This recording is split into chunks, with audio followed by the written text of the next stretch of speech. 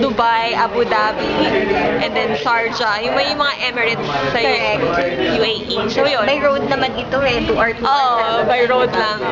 So yun, we got to see boyfriend. So pumunta kami. And although yun nga lang yung time namin talaga nagkakasama. Kasi medyo busy sila sa family business. Busy talaga sobra. So kaya ang gusto niya, parang ako, I do some hosting here and there. Yung parang, but still, ako yung dapat magkaroon ng free time. So I can adjust. Okay sa'yo yun? Okay sa akin yun. Oo. Parang ako yung make way for us to have the time together.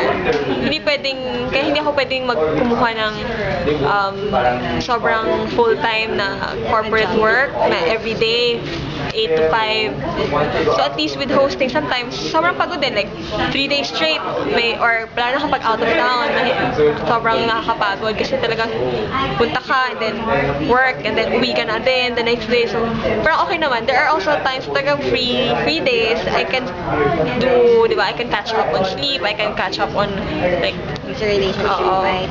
So are you that type na siguro yun ba yung secret siguro ng relationship mo? Yung talagang kailangan ikaw yung compromise. Okay lang ba sa'yo yun?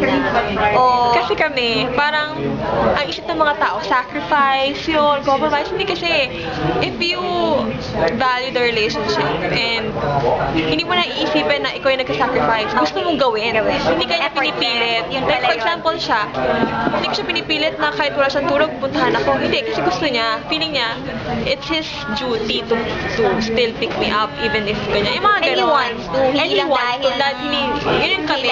Parang lagi, kasi when you're in sa service, parang kailangan daw, you always put something, you invest on your love.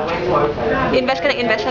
Kasi sometimes, magkakaproblema kayo, at least, meron pa rin kayong investment. Yung gano'n, yung parang something to hold you together. Yung gano'n. And I realized then, na in life, it's not always about, kasi people sometimes have the wrong priorities na it's all about work, it's all about career, about yourself, being successful, yung gano'n. And in the end, if you don't have anybody naman, like your family too, kasi napabayaan mo yung family mo, wala ka ng time, wala ka ng friends, sobrang mong busy sa ganito, hindi pa rin, like, hindi naman ikaw maging happy din. So, it's all about balance talaga. And yun yung strive ko parati na kailangan balance lang yung work, balance din yung family, yung friends, yung wala ka na pababayaan. So, last question ko, so what's next for you this 2013? Ayun, it's an exciting year. Hopefully nga, I get to, yun talaga yung dream ko, yung dream project ko, sana matuloy. Pero ngayon naman, I'm very happy with a lot of what we're doing. Siyempre, with Binibini, sobrang happy ko to be part of it sa lahat ng activities nila. To see, di ba, the journey of our next Binibining Pilipinas.